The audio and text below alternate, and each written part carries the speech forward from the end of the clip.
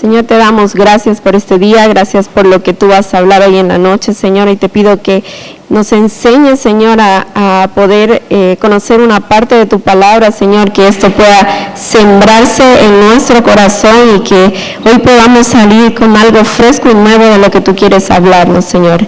Te doy gracias y tú seas hablando, Señor, a través de mi vida. En el nombre de Jesús, amén. Amén. Esta sección se llama, vamos a hablar de Mateo 3, del 1 al 12, ya estuvimos hablando del capítulo 2, del capítulo 1, y vamos a hablar de Mateo capítulo 3 hasta el versículo 12, y habla sobre Juan el Bautista. No sé cuántos han escuchado hablar sobre Juan el Bautista, cuántos han podido alguna vez encontrar este nombre en la Biblia y qué es lo que él hacía. Vamos a empezar leyendo los versículos y vamos a ir empezando a conocer un poco de lo que pasaba en este tiempo. Voy a leer, yo leo un versículo y ustedes me acompañan con el siguiente, ¿sí? En aquellos días vino Juan el Bautista predicando en el desierto de Judea.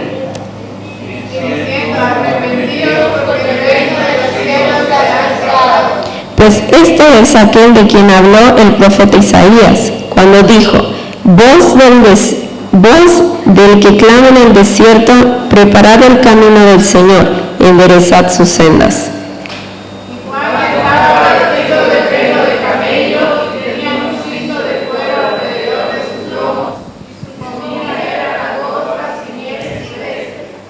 Y salía a él Jerusalén y toda Judea, y toda la provincia de alrededor del Jordán.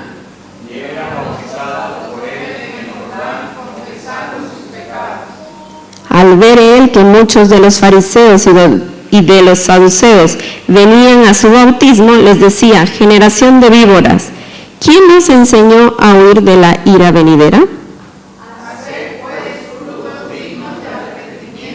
Y no penséis decir dentro de vosotros mismos, a Abraham tenemos por padre, porque yo os digo que Dios puede levantar a hijos a Abraham aún de las piedras, de estas piedras.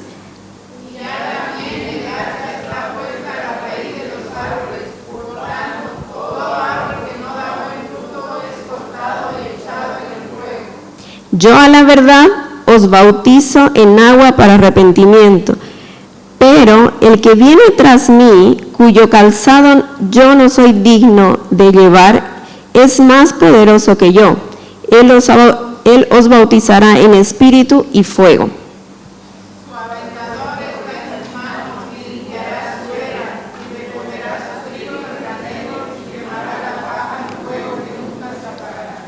Muy bien.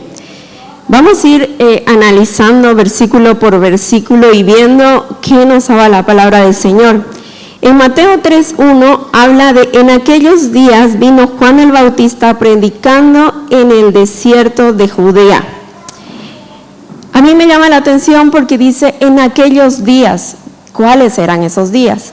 Cuando Juan Bautista apareció en la escena, aquellos días había un tiempo de silencio de Dios, que eran los 400 años que Dios había permanecido en silencio desde Malaquías hasta que Juan Bautista apareció. No había voz profética, no había una dirección para los judíos de qué es lo que iba a pasar o qué es lo que iban a hacer.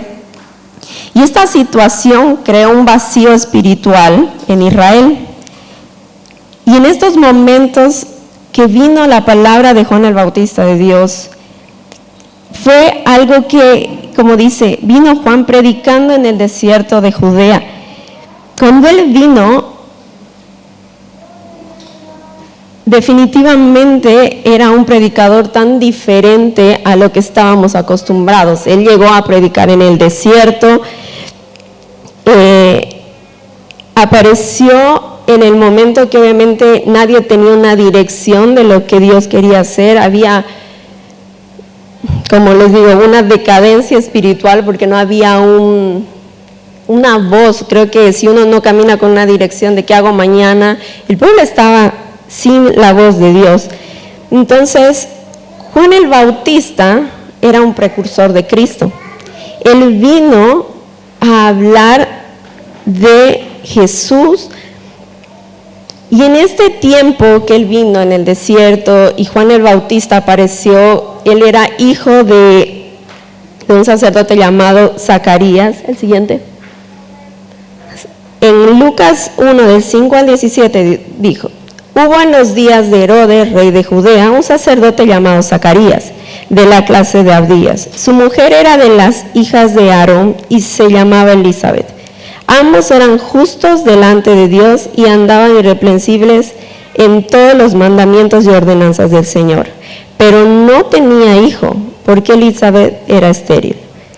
Y ambos eran ya de edad avanzada. Aconteció que ejerciendo Zacarías el sacerdocio delante de Dios según la orden de su clase, conforme a la costumbre del sacerdocio, le tocó en suerte ofrecer el incienso, entrando en el santuario del Señor, y toda la multitud del pueblo estaba fuera orando a la hora del incienso, y se le apareció un ángel del Señor puesto en pie a la derecha del altar del incienso, y se turbó Zacarías al verle y le sobrecogió temor. Pero el ángel le dijo: Zacarías, no temas, porque tu oración ha sido oída, y tu mujer Elizabeth te dará a luz un hijo, y lo llamarás su nombre Juan, y tendrás gozo y alegría, y se regocijará de su hijo, de su nacimiento, porque será grande delante de Dios, no beberá ni vino ni sidra, y será lleno del Espíritu Santo aún desde el vientre de su madre, y hará que muchos de los hijos de Israel se convirtieran al Señor. E irá delante de él con el espíritu y el poder de Elías, para hacer volver a los corazones de los padres a los hijos, y de los rebeldes a la prudencia, y de los justos para preparar al Señor un pueblo bien dispuesto. Aquí nos habla un poco de quién era Juan el Bautista. Era hijo de Zacarías y era hijo de Elizabeth. Y Elizabeth no podía tener hijos, como dice, estaban de una edad avanzada. Resulta que Juan el Bautista es primo de Jesús. Y habían dos milagros casi paralelos, porque justamente María había concebido el hijo de Dios, que es Jesús, el hijo del hombre, sin haber tenido una relación.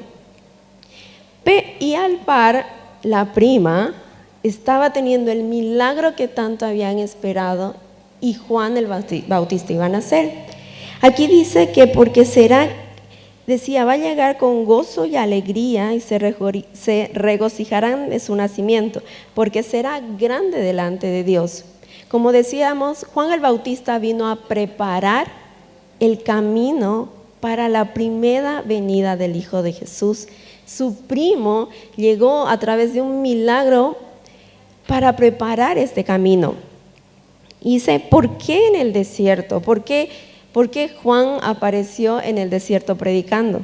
El desierto normalmente es un lugar de nuevos comienzos, es un lugar donde Dios trabaja nuestra vida para empezar unos nuevos comienzos. Dice, desierto de Judea, dice que era un área no habitada, era un área muy árida, como dices, del desierto, ¿no? No había vida en ese lugar. Y dice, normalmente como el desierto significa un lugar de nuevos comienzos, en Jeremías 2:2 dice, anda y clama a los oídos de Jerusalén diciendo, así dice Jehová, me he acordado de ti, de la fidelidad de tu juventud, del amor de tu desposorio, cuando andabas en pos de mí en el desierto, en la tierra no sembrada. En el siguiente, Oseas 2:14 dice, pero he aquí que yo la traeré y la llevaré al desierto y hablaré a su corazón. Pero he aquí, yo la traeré, y le daré sus viñas desde allí, y el valle de Arcor por puerta de esperanza, y allí cantará como en los tiempos de su juventud, como en los días de su subida a la tierra de Egipto. El desierto era el lugar donde Dios hablaba a nuestro corazón. Dios habla hasta ahora a nuestro corazón. Tal vez no estamos en un desierto físico, pero sí Dios habla a nuestro corazón en esos momentos de sequedad, en esos momentos áridos donde a veces no hay una palabra o una respuesta de lo que estamos esperando. Y el desierto era este lugar. ¿Por qué estaba predicando Juan el Bautista en este lugar? En Mateo 3:2 dice, diciendo, arrepentíos porque el reino de los cielos se ha acercado. Arrepentíos es cambiar de dirección, es salir de lo que yo estoy pensando actualmente y cambiar de dirección, de un cambio de propósito y una acción. Juan el Bautista y Jesús en su tiempo tuvieron una misma proclamación que hablaba. En Mateo 4:17 dice, desde entonces comenzó Jesús a predicar, a decir, arrepentíos porque el reino de los cielos se ha acercado. Luego, los discípulos en Mateo 10:7 dice, yendo a predicar diciendo, el reino de los cielos se ha acercado. En este lugar Juan el Bautista hablaba de arrepentirse, de cambiar de dirección. Quería que el pueblo, después de tanto silencio que hubo, puedan cambiar de dirección y empezar a arrepentirse de la obra o de la manera de vivir que estaban haciendo. El reino de Dios, cuando dice se ha acercado, habla, obviamente veíamos cuando el pastor habló sobre el tema de que Mateo muestra a Jesús como rey. Y el gobierno de Dios, cuando se refiere que el reino de los cielos se ha acercado, habla de gobierno soberano, de que Dios es el gobernador del universo. Y obviamente anunciaba la llegada del Mesías, y significaba que si el reino se está acercando, el rey estaba aquí. El rey estaba en el lugar y se estaba ya anunciando de que ya está cerca el reino, porque el rey ya estaba ahí. Jesús ya estaba estaba a punto de estaba iniciando su ministerio. Y en Juan 1:15 dice, Juan dio testimonio de él y clamó diciendo, este es de quien yo decía, el que viene después de mí es antes de mí, porque era primero que yo, porque de su plenitud tomamos todos, y gracia sobre gracia. Pues la ley por medio de Moisés fue dada, pero la gracia y la verdad vinieron por medio de Jesucristo. A Dios nadie le vio jamás, el unigénito Hijo que estaba en el seno del Padre, y Él ha dado a conocer. Juan dio testimonio de Él, de lo que Él iba a venir a hacer. Más adelante, cuando empezamos a leer del 1 al 12, hablaba, ¿no?, de arrepentirse, de un nuevo fruto, de que Él venía a bautizar ya no con agua, sino con el Espíritu y con fuego. Pero Juan estaba dando testimonio de que estaba el Mesías cerca, que estaba a la puerta, que Él venía, que venía después de Él, ¿no? En Mateo 3:3 dice, pues este es aquel de quien habló el profeta Isaías, cuando dijo, la voz clama en el desierto y preparad el camino del Señor. La venida de Juan el Bautista o el inicio de su ministerio ya había sido anunciada antes por el profeta Isaías. Él había hablado en Isaías 40:3 que dice, voz que clama en el desierto, preparad camino a Jehová, enderezad la calzada en la soledad a nuestro Dios. En la soledad. ¿Se acuerdan dónde estaba Juan el Bautista? En el desierto. Y normalmente en el desierto no hay muchos compañeros, ¿no? Y obviamente él estaba empezando a preparar el camino y los corazones de las personas para recibir al Mesías, para entender que todo lo que había pasado atrás, la llegada de Jesucristo iba a ser de gracia. En Lucas nos muestra cuándo empezó el llamado de Juan el Bautista. Dice, en el año 15 del imperio de Tiberio César, siendo gobernador de Judea, Poncio Pilato y Herodes, tetrarca de Galilea, y su hermano Felipe, tetrarca de Iturea, y de la provincia de y Licinias. Bueno, a ver, ayúdeme. Muy bien. Y siendo sumos sacerdotes Anás y Caifás, vino palabra de Dios a Juan, hijo de Zacarías, en el desierto. Y él fue por toda la región continua del Jordán, predicando el bautismo de arrepentimiento para perdón de pecados, como está escrito en el libro de las palabras del profeta Isaías, que dice: voz que clama en el desierto, preparad el camino del Señor, enderezad sus sendas. Todo valle se llenará y se bajará todo monte y collado. Los caminos torcidos serán enderezados y los caminos ásperos allanados, y verá toda carne la salvación de Dios. En Lucas nos dice que en el año 15 del imperio, Juan recibió ya la activación o la palabra de Dios para empezar a predicar el bautismo del arrepentimiento para perdón de pecados. ¿Para qué? Como dice, nuevamente vuelve a repetirse esta profecía de Isaías, para preparar el camino del Señor, para enderezar las sendas de cada persona, para ver esta esperanza que nosotros tenemos que en ese tiempo estaban esperando que algo suceda, con la esperanza de Jesucristo, para que ellos puedan volver a recibir una dirección. En Mateo 3:4 dice: y Juan estaba vestido de pelo de camello y tenía un cinto de cuero alrededor de sus lomos, y su comida era de langostas y miel silvestre. Cuando leí este versículo, es loco, ¿no? Porque si ustedes se ponen a imaginarse una persona vestida con piel de camello, un cinto alrededor, que comía langostas y miel silvestre, uno se imagina algo raro. Tuvimos la oportunidad en Argentina de conocer un camello muy viejo, tan viejo que era, que tenía una joroba caída, ya no la tenía ni levantadita, y ahí te dabas cuenta de la edad del camello, y ver la piel y yo decir: Dios, ¿cómo se vestía Juan el Bautista, no? O sea, no sé, me daba cosas imaginar eso, pero tenía un atuendo como peculiar, no era un atuendo común de donde estaba viviendo. Y dice, la ropa marcó como una señal de que él era el segundo Elías. En Segunda de Reyes 1:8 dice: y ellos le respondieron: un varón que tenía vestido de pelo y ceñía sus lomos con un cinturón de cuero. Entonces él dijo: es Elías Tisbista.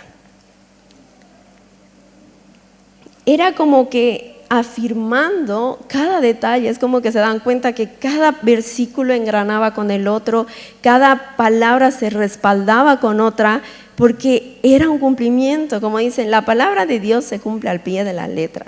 Muchas veces dicen, no, pero es que esto solamente es, porque no es literal.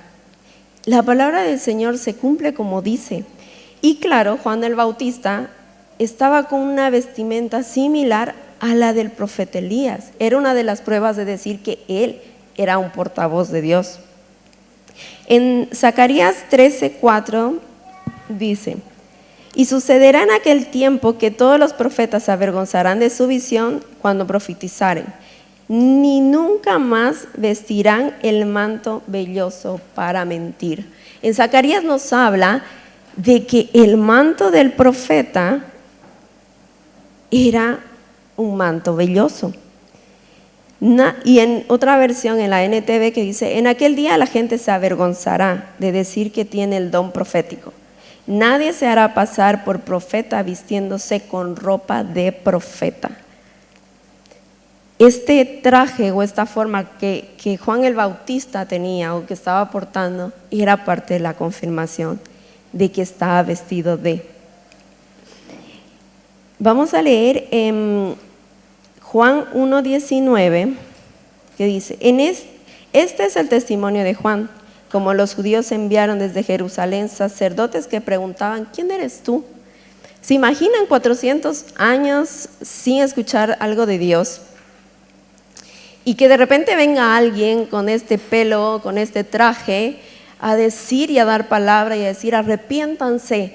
Era raro, ¿no? Entonces mandaron gente a preguntarles quién era, a preguntarle quién era Juan el Bautista. Y es como como loco, porque lo que Juan el Bautista le dice, Juan el Bautista sabía que venía, Juan el Bautista sabía a qué había sido mandado. Pero en Juan 1:19 dice: este es el testimonio de Juan cuando los judíos enviaron de Jerusalén sacerdotes y levitas para que le preguntase: ¿tú quién eres? Confesó y negó. Y no negó, sino confesó: yo no soy el Cristo. Y le preguntaron: ¿qué pues? ¿Eres tú Elías? Y dijo: no soy. ¿Eres tú el profeta? Y respondió: no. Todo era no para él, ¿no? Le dijeron: pues ¿quién eres? Para que demos respuesta a los que nos enviaron. ¿Qué dices de ti mismo?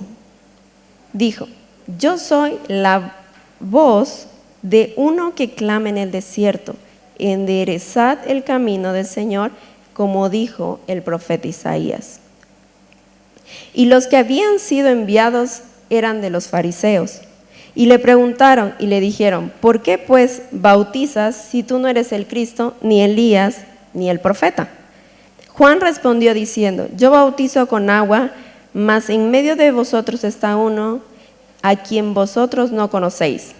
Este es el que viene después de mí, el que es antes de mí, del cual yo no soy digno de desatar la correa del calzado. Estas cosas sucedieron en Betábara, al otro lado del Jordán, donde Juan estaba bautizando. Juan tenía como un propósito y sabía a qué había ido. Era una voz. Él no quería ser un nombre, no quería decir: no, allí está Juan el Bautista, la estrella que bautiza y que su nombre retumbe, sino era una voz que clamaba en el desierto. Y él aclaró: yo no soy este, yo no soy el otro, yo no soy aquí, solamente soy alguien que vino a hacer algo para alguien mayor que va a venir, que era Jesús. Él sabía a qué había venido a la tierra. Muchas veces vemos personas que crean un nombre y se olvidan de quién están hablando. Y Juan el Bautista en ese momento les decía: solamente soy una voz. No importa mi nombre, no importa de quién vengo, no importa quién soy, pero vengo a hacer esto. Y en Mateo 3:4, como estábamos leyendo, dice: y su comida era de langostas y miel silvestre. Yo no sé cómo comían eso, me puse a pensar en los chinos que comen de todo un poco, pero en ese tiempo su comida era de langostas. Y la langosta es un insecto, es un saltamontes. Él comía saltamontes. Y aunque no lo crean, los saltamontes son muy nutritivos. Los saltamontes es un animalito, un insecto que tiene un valor nutricional muy elevado. Tiene una cantidad de proteína muy balanceada para el cuerpo humano, que esto permite que haya una regeneración de tejidos. Si estaba en el desierto Juan el Bautista, claramente hacía mucho calor, había mucho sol, se quemaba mucho, pero este tipo de alimentación que él comía era muy rica en proteína, tenía complejo B. Muchos nos hacemos poner complejo B para que los mosquitos no nos piquen. Entonces imagínense, él con todos los insectos no le hacían nada.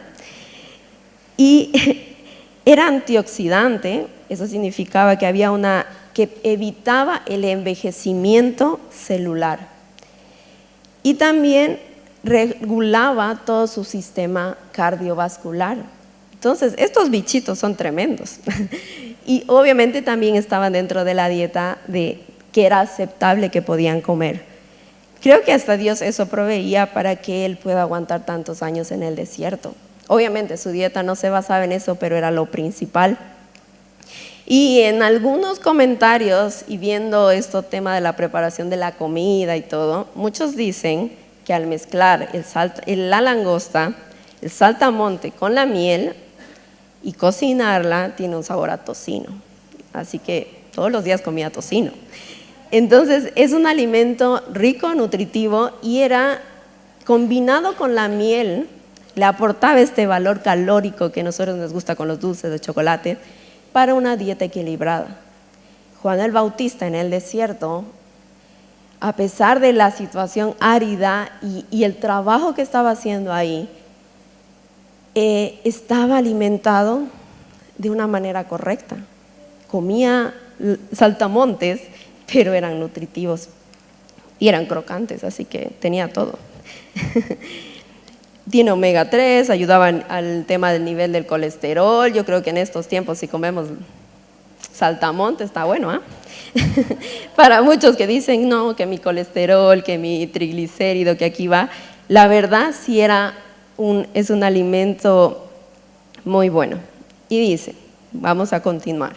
Mateo 3:5 dice, y salía a él Jerusalén y toda Judea y toda la provincia alrededor del Jordán, y eran bautizados por él en el Jordán, confesando sus pecados.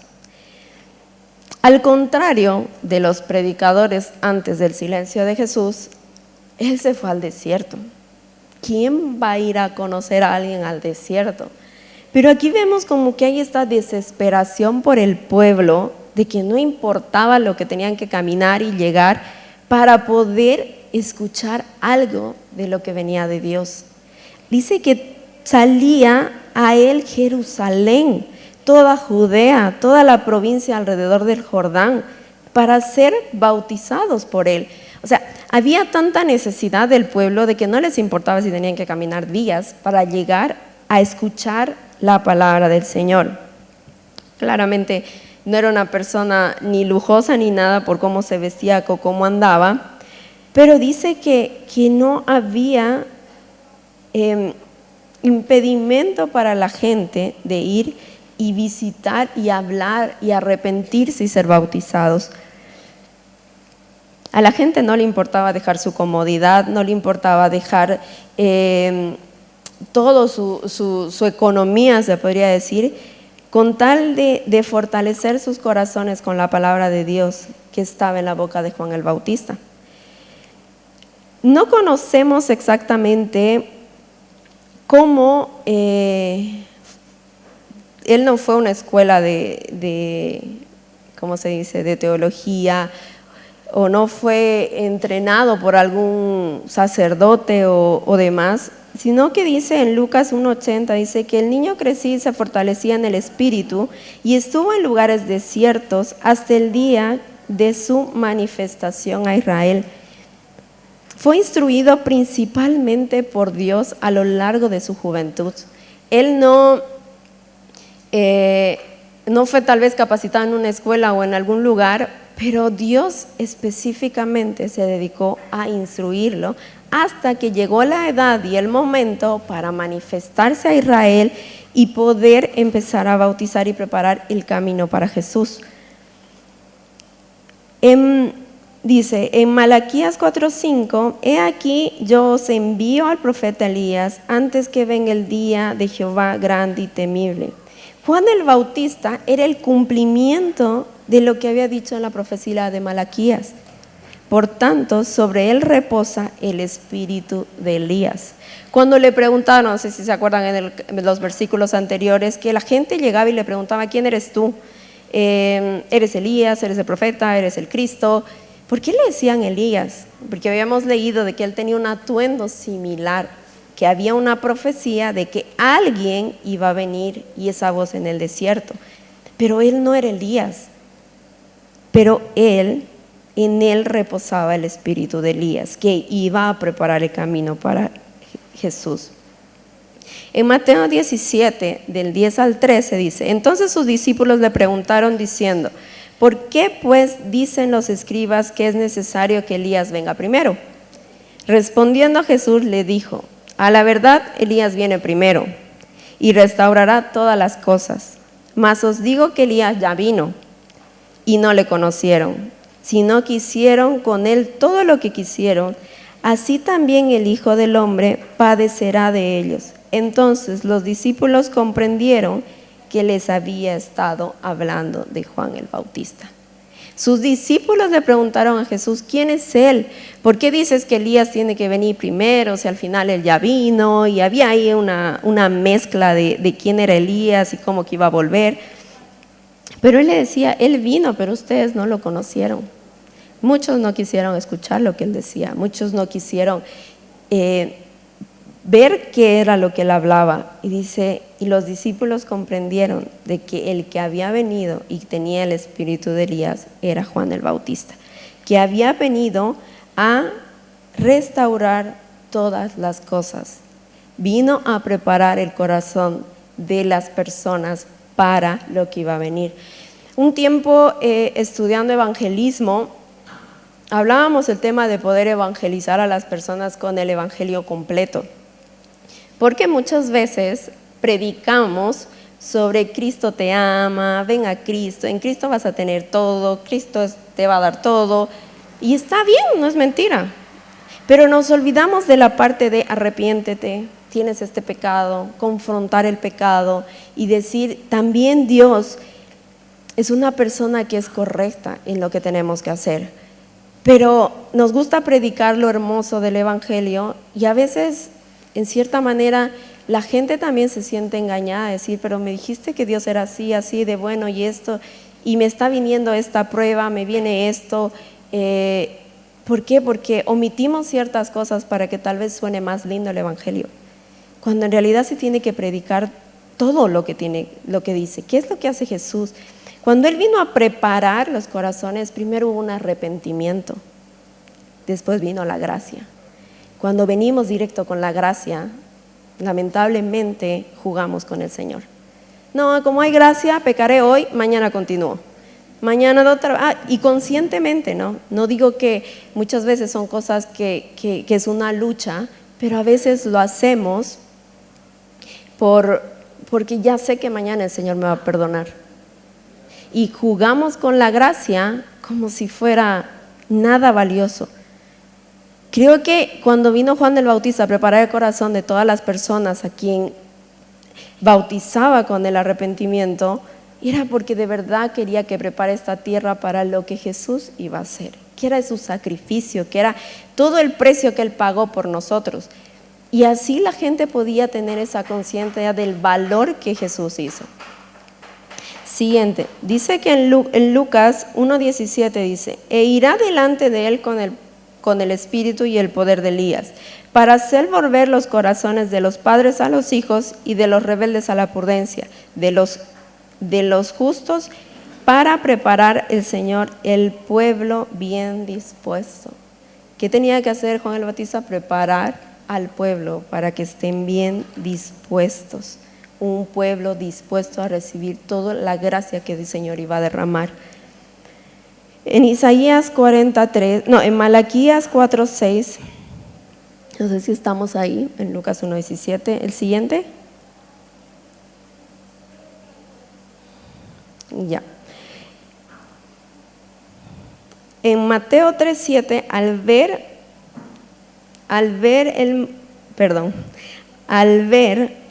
muchos de los fariseos y los saduceos venían a su bautismo y le decía, generación de víboras, ¿quién os enseñó a huir de la ira venidera? Aquí hay como una confrontación directa de Juan el Bautista que les dice, ustedes, generación de víboras, ¿qué hacían los fariseos y los saduceos?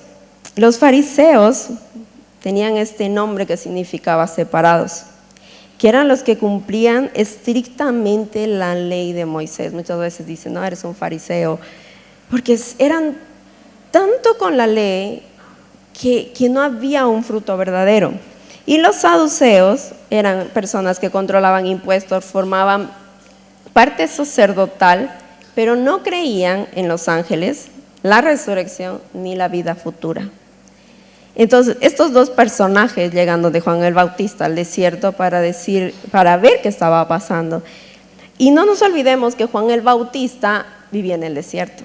Entonces, cuando les dijo generación de víboras, era porque el ejemplo que él tenía en la mente al verlos era de que cuando había algún arbusto ya seco por el calor del desierto, de repente se prendía fuego. ¿Y qué pasaba con las víboras? Empezaban a huir, empezaban a buscar otro refugio donde esconderse.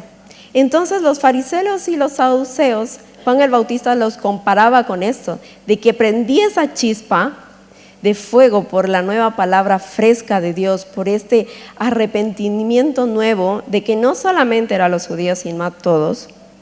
Y eso que decían que los judíos no necesitaban, ¿por qué? Porque ellos venían del linaje de Abraham y con eso era suficiente, pero les dice generación de víboras, porque dice, ahora que hay esto fresco, ahora que yo hablo de lo que está trayendo Dios, vienen a verme. Esta pequeña llamita que se encendió en el arbusto hizo de que estas víboras, como se dice, vayan donde Juan el Bautista a ver qué estaban pasando, a ver qué era lo que traía. En Mateo 3:8 dice, haced pues frutos dignos de arrepentimiento, y no penséis decir dentro de vosotros mismos, a Abraham tenemos por padre, porque yo os digo que Dios puede levantar a hijos de Abraham, aún de estas piedras. En Efesios 5, del 8 al 9, dice, porque otro tiempo erais tinieblas, mas ahora sois luz. En el Señor andáis como hijos de luz, porque el fruto del Espíritu es toda bondad, justicia y verdad. Y cuando les dice a ellos, haced pues frutos dignos de arrepentimiento, cambia tu manera de vivir, sé luz como Cristo es luz. Es como que saben tanto de Dios y son tan cuadrados, tan estrictos, tan incrédulos y no pueden creer en lo que Dios está haciendo. Sean luz, que obviamente el fruto es toda bondad, toda justicia y todo juicio. Juan les advierte que aunque ellos vengan de un linaje de Abraham, que aunque ellos vengan del linaje de que supuestamente con esto ya no necesitamos más nada, somos judíos, eso no era suficiente, porque su fruto y su forma de comportarse no hablaban de Cristo. Por eso Juan el Bautista allá estaba exhortándolos a que cambien esa manera de vivir. Y deberían mostrar una evidencia de esta nueva manera de vivir, tener un fruto digno. Las personas, nosotros, a veces nos confiamos de la herencia que podemos tener, que puede ser la herencia de tu familia, que tu papá era pastor y tu abuelo y tenemos un linaje cristiano, pero eso no te garantiza que eres salvo, eso no te garantiza que estás en el camino correcto. Tus padres te guían hasta un cierto punto en el que tú tienes que tomar la decisión de continuar y arrepentirte y que tu fruto sea la luz, que tu fruto sea ese fruto que demuestre que eres hijo de Dios. Y en este tiempo los judíos lo que hacían era que se aferraban a que Abraham, eran del linaje de Abraham y con eso era suficiente, que no necesitaban hacer más nada, que ellos no necesitaban arrepentirse. Pero mucha gente judía lo fue y lo hizo. Pero los fariseos y los saduceos eran incrédulos en decir, yo no necesito hacer eso, yo no necesito arrepentirme. En Mateo 3:10 dice, y ya también el hacha está puesta a la raíz de los árboles. Por tanto, todo árbol que no da buen fruto es cortado y echado en el fuego. Esto significa, bueno, siguiendo en el Salmos 12, 92, del 12 al 14, dice, el justo florecerá como la palmera, crecerá como el cedro en el Líbano, plantados en la casa de Jehová y en los atrios de nuestro Dios florecerán, y aún en la vejez fructificarán y estarán vigorosos y verdes. Aquí decía que aunque dice, el hacha está puesta a la raíz de los árboles. Todo árbol que no da buen fruto es cortado y echado al fuego. Tu árbol puede estar ahí, pero no significa que va a dar fruto o va a dar buen fruto. Y está ahí para ser cortado y desechado. Como decían, es como un obrero que va a ir y buscar qué árbol está ocupándole terreno y cortar, qué árbol está haciendo tropiezo para otro que no le está dejando crecer. Como no tiene fruto y da mal fruto, lo va a cortar y lo va a desechar. En Mateo 3:11, y a la verdad os bautizo en agua para arrepentimiento. Pero el que viene tras mí, cuyo calzado yo no soy digno de llevar, es más poderoso que yo. Él os bautizará en el Espíritu y en fuego. La tarea, como decíamos, era preparar el corazón de la gente de arrepentimiento, porque Jesús iba a venir a bautizar con el Espíritu Santo. Como nos acordamos en el monte cuando vino el Espíritu Santo y se derramaron lenguas, Él iba a venir con un bautizo diferente, pero el terreno tenía que estar preparado, que tenían que estar arrepentidos. Por eso empezaron con una cantidad de gente en el monte esperando que el Espíritu Santo descienda, y muchos fueron desertando, porque muchos no creyeron, muchos se cansaron de esperar, pero Él iba a cumplirlo. En Ezequiel 36, 26 al 28 dice: os daré corazón nuevo y pondré espíritu nuevo dentro de vosotros, y quitaré de vuestra carne el corazón de piedra, y os daré un corazón de carne y pondré dentro de vosotros mi espíritu, y haré que andéis en mis estatutos, y guardéis mis preceptos y los pongas por obra. Habitaréis en la tierra que di a vuestros padres, y vosotros me seréis por pueblo, y yo seré por su Dios. Él pondrá un corazón nuevo. En Mateo 3, 12 dice: y su aventador está en su mano, y limpiará su era, y recogerá su trigo en el granero, y quemará la paja en fuego que nunca se apagará. En la prédica que hablaba de pastor un domingo, hablaba de que obviamente el aventador iba a tirar, iba a separarse el trigo de la paja. Y eso es lo que va a hacer Dios. Dice que va a limpiar su era y recogerá el trigo, y lo demás se quemará y nunca se apagará. Él venía con bautizo de espíritu y de fuego, y el fuego era juicio, o va a ser para procesar y trabajar sobre ellos.